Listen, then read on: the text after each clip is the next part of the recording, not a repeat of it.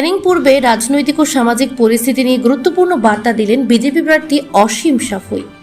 অভিযোগ উঠেছে কোথাও কোথাও বিজেপির নাম ভাঙিয়ে কিছু অসাধু ব্যক্তি তথা কথিত নেতা, সাধারণ মানুষ, ব্যবসায়ী এমনকি বিরোধী রাজনৈতিক দলের কর্মীদের কাছ থেকেও টাকা দাবি করছে বা ভয় দেখানোর চেষ্টা করছে বলে অভিযোগ। এই পরিস্থিতিতে কড়া অবস্থান নিয়ে সরাসরি মানুষের পাশে দাঁড়ানোর বার্তা দিয়েছেন অসীম সাফুই। তিনি স্পষ্ট ভাষায় বলেন যে বিজেপির নাম করে যদি কোনো ব্যক্তি তোলাবাজি, ভয় দেখানো বা বেআইনি কাজ করার চেষ্টা করে তাহলে সাধারণ মানুষ যেন ভয় না পেয়ে সরাসরি তার সঙ্গে যোগাযোগ করেন। অসীম সাফুই আরও বলেন, বিজেপি মানুষের সেবা করার জন্য রাজনীতি করে, কোনো দুর্নীতি, তোলাবাজি বা সাধারণ মানুষকে ভয় দেখানোর রাজনীতিকে বিজেপি সমর্থন করে না। ইতিমধ্যেই ক্যানিং পূর্বে বিভিন্ন এলাকা ঘুরে মানুষের সঙ্গে সরাসরি কথা বলতে দেখা যায় তাকে। সাধারণ মানুষের বাড়িতে গিয়ে তাদের অভিযোগ শুনছেন, ব্যবসায়ীদের সঙ্গে কথা বলছেন এবং সকলকে আশ্বস্ত করছেন যে কোনো অন্যায়ের বিরুদ্ধে বিজেপি নেতৃত্ব মানুষের পাশে থাকবে। স্থানীয়দের একাংশের বক্তব্য, বর্তমান পরিস্থিতিতে অসীম সাফুইয়ের এই সৎ প্রচেষ্টা ও মানুষের পাশে দাঁড়ানোর বার্তা রাজনৈতিক মহলে একটি ইতিবাচক দৃষ্টান্ত তৈরি করছে। রাজনৈতিক পরিচয়ের আড়ালে কোনো রকম দুর্নীতি বা তোলাবাজিকে প্রশ্রয় না দেওয়ার বার্তা সাধারণ মানুষের মধ্যে আস্থা বাড়াবে।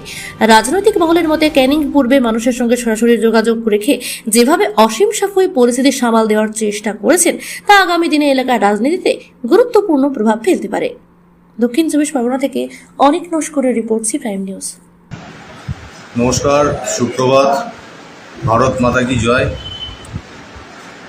আজকে লাইভে আসার তার একমাত্র কারণ সমস্ত যারা ব্যবসায়ী আছেন, সাধারণ মানুষ আছেন এবং বিরোধী দল যারা করছেন, তৃণমূল কংগ্রেস যারা এতদিন পর্যন্ত করেছেন, তাদেরকে একটি বার্তা দেওয়ার জন্যে সম্মানীয় জেলা সভাপতি এবং রাজ্য সভাপতির নির্দেশক্রম অনুসারে আজকে আমি লাইভে এসেছি। আজ লাইভে আসার একমাত্র কারণ আমার নাম করে অথবা ভারতীয় জনতা পার্টির নাম করে কেউ বা কারা আপনাদের কাছ থেকে টাকা পয়সা দাবি করছে এবং বলা হচ্ছে যে টাকা পয়সা না দিলে আপনারা ব্যবসা করতে পারবেন না, ঘরে ঢুকতে পারবেন না।